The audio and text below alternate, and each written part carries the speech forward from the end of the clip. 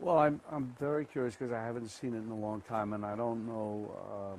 Marty told me, Scorsese, that 20 minutes have been added to it. So, I see the difference in the quality. I looked at a little DVD of what Scorsese narrating this DVD, and I could see the difference in the quality of the film. So I'm very curious to see. I'm sure it'll be terrific. Yes, well, Marty, God bless him,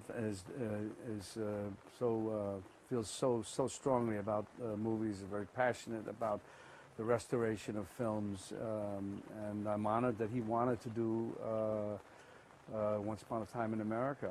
You know, I know if it was up to him, he would restore all the movies, and he probably has to make decisions on which ones he can really do, and so it's a very valiant effort, if I could put it that way, that he's doing.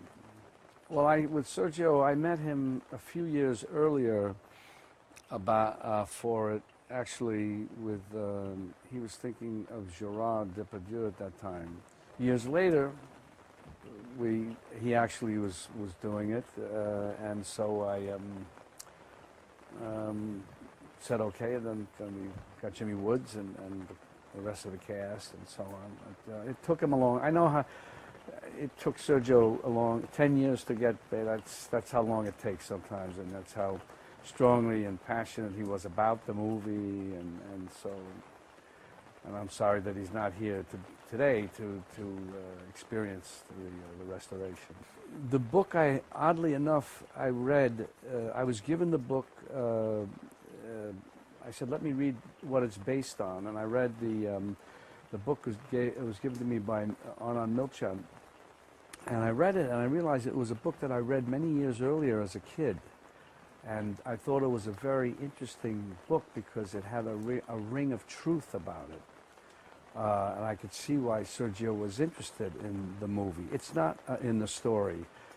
The movie is different than the book, as always happens, with movies.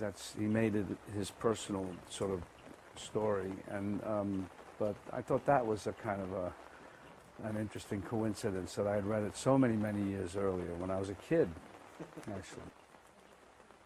Well, Sergio was a very simpatico director, if you will. I like Sergio a lot, and I enjoyed working with Sergio. He had a good sense of humor, and sometimes, when you work with directors, in Sergio's case, when he would describe a scene, I would say, well, why don't you show me how you mean it or do it? Because it was so personal to him. And he would demonstrate what he means physically or whatever, and then I'd say, okay, I get it. I'll do that. It makes total sense. And some directors, you can do that. They have it so clear in their head that it's good. So, not always, but in Sergio's case, yes. Yeah, Jewish Gangsters. It was another. It was his vision of New York and that world. It was, as I say, it was not the book. The book was very interesting and real, and Sergio just took it and made the story his own, Probably maybe did it about Jewish gangsters who were just as prominent as Italian gangsters because the Italians had been done already, Godfather, other movies, so. And the Jewish gangster, as I say, the Jewish gangsters were just as prominent in those days as the Italians. They weren't as big about it. They didn't, they were more low key. No, and that's why, Marty was wanted to do it, and it's so great that he did, and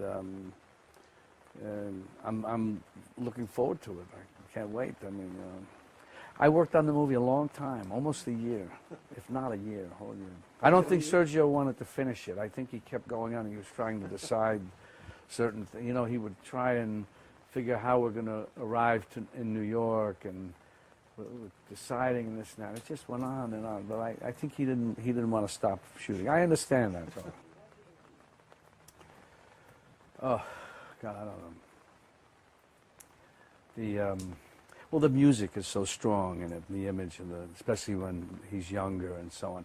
And it's been so many years since I've seen the movie and seen it properly, because we had a lot of problems in the beginning with American, just the way they wanted to cut it up and all that I'm very, very anxious to see how it will be tonight. And I'll have a better answer when I see it, after I see it tonight.